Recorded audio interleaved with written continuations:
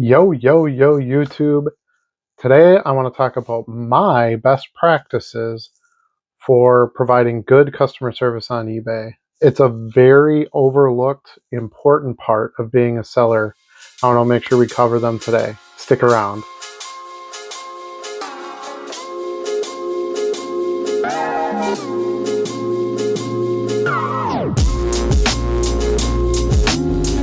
All right, thanks for joining us here at the Dollar Box. We're going to talk about some best practices for providing customer service, as well as we've got a small chunk of orders to send out today. So we'll go over some of the sales for this afternoon. I ended up having to take my daughter to her piano lesson last night, so I decided to just pack up some more stuff, and I ran some stuff with me since it's right by the post office.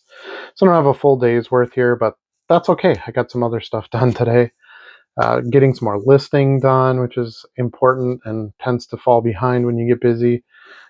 So that was been my focus. But I really wanted to make this video. I think this is extremely important. I think it gets overlooked. We talk so much about buying and selling and listing cards and promoting for sales and doing all these things. And when in reality, the best way to be a seller is to provide good customer service. And yes, that does apply to eBay as well. You will gain a customer following. You will have repeat customers. You will be able to send out promotions, discounts, things like that to individuals who have come to trust their experience buying from you. And it's extremely important to have practices in place so that you can work on that area of your business. Let's get to our first sale here. And I believe the first one is a promotional card. I just listed this yesterday afternoon. It might have been yesterday morning. By the way, it's a promotional card for the show Arrow.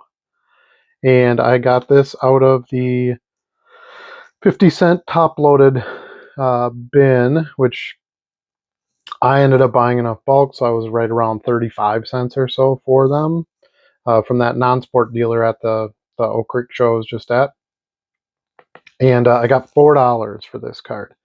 So nice, quick, easy flip, decent profit, get it out the door. So just a simple thickness card. We'll get that shipped for 63 cents and move on. Okay, so my first example of providing a best practice would be to leave feedback. I know feedback can be obnoxious to some degree, especially if you have volume. You have to go in and leave feedback for each individual item, and it seems kind of pointless because you're probably just copying and pasting the same comment, which is essentially what I do. I just have saved feedback. But there is another way to handle this, which I had just recently switched to, and that's to set it on auto feedback. So I have an automatic message I use to provide feedback to a buyer as soon as they pay for the item, not agree to purchase or win the auction, but as soon as they pay, it automatically leaves them the feedback. So that kind of takes that responsibility out of your hands, which is really nice. And yet you're still leaving your quick feedback for the person completing their part of the transaction. Let's take a look at the next sale here. I think it's another non-sport. It is. It is a Homer Simpson sticker from the first Simpsons set in 1990 through Topps, and you got one sticker card per pack. So these were essentially the insert, if you will. All right, and that sold for $3. That I would have gotten out of a big lot. I buy big lots of non-sport stickers here and there, as you guys know. So I'm guessing I paid, I don't know, 30-40 cents for it, somewhere in that ballpark. So okay return on that one. Anytime you're 10xing, you're doing okay. All right, my next best practice for good customer service is giving timely responses to questions. I get questions all day long, every day, overnight, about different items, about combining shipping, about condition, extra photos. It just goes on and on and on and on.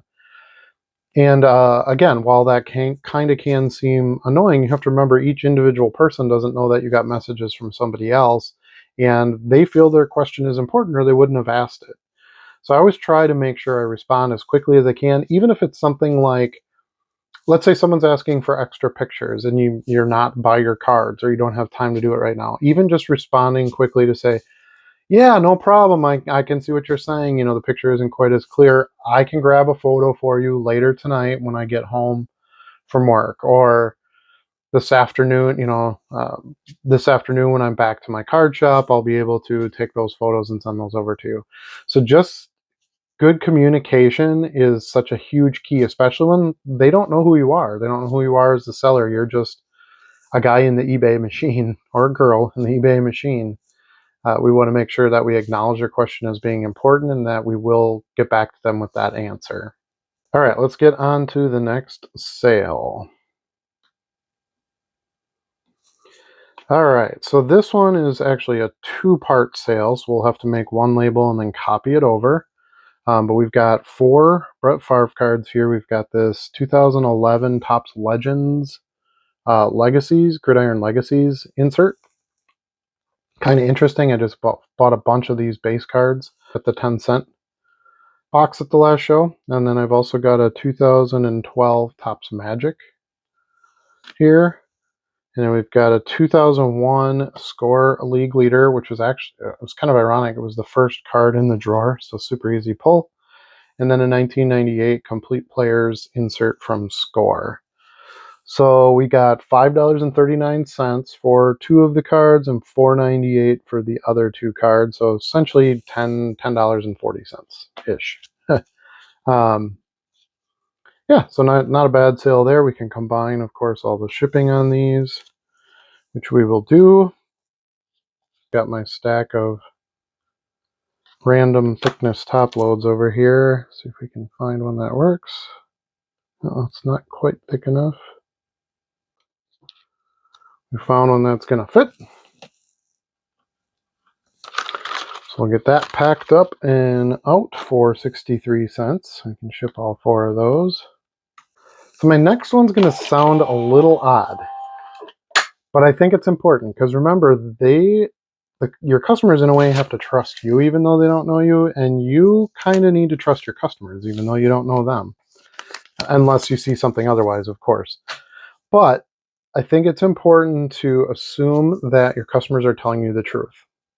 And what I mean by that is generally with delivery issues or condition issues of how the card is received, we need to respect them as a customer that they took their time to place the order, receive the cards or not receive the cards, contact us to let us know there's an issue, and so on, that we have to acknowledge that as being truthful up front unless you see something otherwise. So when a customer messages me and they'll say something like, well, I didn't receive the card, or the card was damaged, whatever the case may be, I will immediately respond with, oh my gosh, I'm so sorry. I don't know why it didn't get there. Um, I shipped it right away on time. I see on the tracking here that this is what happened, or this is where it is, or it says it was delivered, whatever the case may be. And then based on if I need to do more investigation on that, I will generally just refund the order. So if it's a $2 card and they say they didn't get it, I just give them the $2. By the time you have the fees that come, you get your eBay fees back and all that on it. I don't really want to waste a ton of time digging through on that. The customer already spent extra time, buying the card, waiting for the card, not getting the card, or the card comes damaged. Just make it whole and move on. Most of the customers that I deal with have been actually really, really cool about it.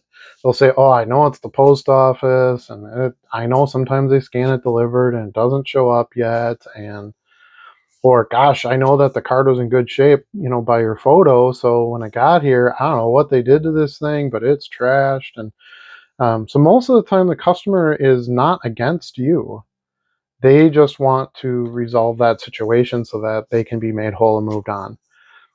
There's a bit of a guarantee you're providing when you sell that card that it will get to that customer without issue. So if it doesn't get delivered, if it doesn't get there in same condition as when you shipped it, that's still kind of your fault. You are responsible for that card until that card reaches that customer and they are happy with it.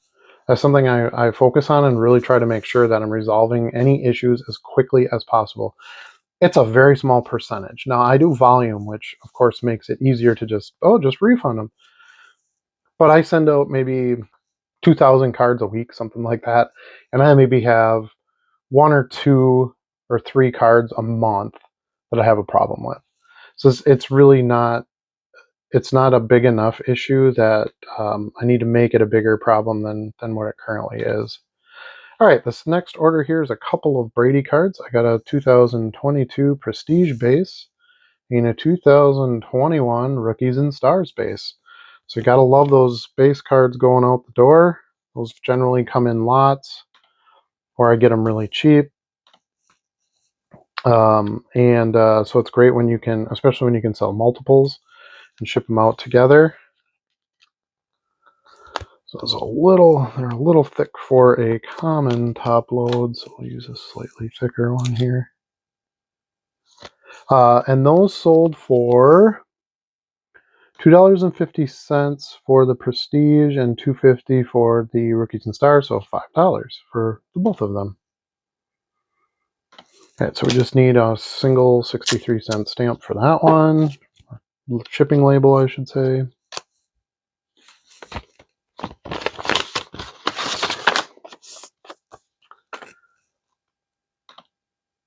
All right, the next one is one that we have talked about quite a bit, as it is important for the selling aspect especially. But I want to talk about it from the customer service side on why it's important, and that's to offer discounts, coupons, promotions, whatever you got to do, quantities, discounts. Those are good value for your customers. You need to provide them value. There's a lot of sellers out there. There's a lot of sellers that provide good customer service. And so to help you stand out, you need to make sure that you're offering them, when you're getting a deal, when it's allowing you to make more money, you've got to pass some of that savings on. Okay, the next one is another Brady sale. I just sold 5 of these yesterday. Now I sold 3 more today. These are 2021 Prism Draft Picks cards. So him in the Michigan uniform here. Hit the algorithm with selling some quantities. So these are probably going to be hot. I'll sell out of most of them pretty quickly. But I took $2 a piece for these. Actually, excuse me, basically $3 a piece. I got $8.97 for the 3 of them. So a nice sale there. I definitely didn't pay that for them. And I have 12 left, so I suspect that I'll get a few more hits on these in the next week, and they should sell out. That's what I love about having quantity, because once you get a sale on that listing, that algorithm likes that, and it'll push it in front of more buyers. All right, so that's that sale. All right, the next one, fixing your mistakes. Now, we kind of talked about this with, if a card is lost, how do you handle that? But let's say you realize the card is lost before you ship it. Like, let's say you're trying to pull it. I actually have had a situation like this just a couple days ago, where I went to go pull a card and I can't find it. That happens when you have 50,000 cards. Sometimes a card gets damaged or a card gets lost, and the best practice for that is to handle it right away. Message the customer and say, "I'm so sorry. I thought I had one of these in stock. It's gone." Or, "Hey, this is what I got. It's not in good shape. Here's a picture. Do you still want it? I can give you a discount.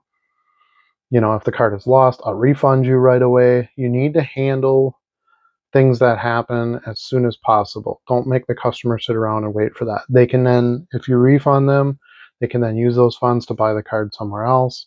They can move on with their lives, and you can move on with your business. It's not the end of the world if a card is missing. So the next sale is 2 Barry Sanders cards. So it's a 96 Pinnacle and a 96 Collector's Edge Advantage. This weird blue pattern one they just did for 1 year. I don't know how they came up with that design and then abandoned it so fast, but $1.75 for each of those. So $3.50 for those 2 cards. Of course, they'll ship together. So you got your 63 cents there to get these out the door. Let's see if these will fit into a regular top load. Yeah, not too great. Let's use a little thicker one again.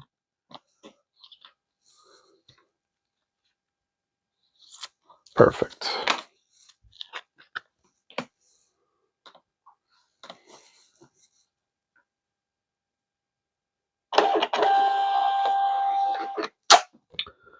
And the third one is really a way to just promote yourself. I think that is actually good customer service practice. So once you make a sale with a customer, say to them, hey, please leave feedback for me. I love feedback for you. I really appreciate it. It helps others know that, I make good sale, I'm good on my sales. Ask them for referrals, have them see if they'll send your link to, another buyer that might be interested, things like that. Try to get your customers to help you grow your business and speak highly for your business. The hobby's big, but it's not ginormous. So you're going to have collectors that talk. And I'm sure you've done that yourself. Hey, I bought from this seller. I would never buy from him again. Or, hey, I bought from this seller. It was a really nice experience. Or, hey, this got screwed up, but he handled it really well and took care of me or didn't take care of me.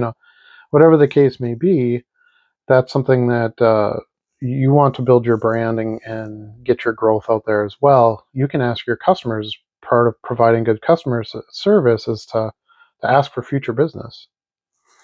All right, the next sale is this Collector's Choice Mark McGuire. I bought a big lot of McGuires a long time ago. I think I paid like $4 for like 300 cards. It was really cheap, like 2 cents a card, maybe 2 to 3 cents a card. And anyway, this one sold for $1.25. So not a lot of profit on this one. It was one of the lower end cards, and obviously don't have much into it.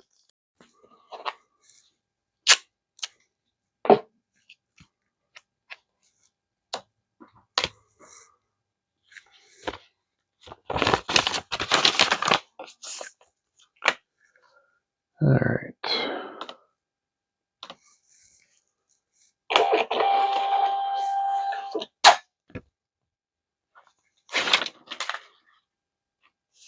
So those are my top ways to provide good, exceptional customer service on eBay. But the last one I would mention is, again, something I talked about previously, and that's to stay in contact with your customers. If you have followers, you have subscribers, you have a YouTube channel, however that may, whatever your contact method is with your customers, try to send them newsletters. You can do that through eBay for free. Try to send them, post the feedback, try to ask for future business, things like that. Don't let your customers be one and done. That can really be up to you if that's going to be the case or not. And of course, repeat customers are the best. You definitely want that as much as possible. But that's it for this video. Thanks again so much for watching. I'm going to go ahead and post the rest of this stuff up, and we'll see you again soon.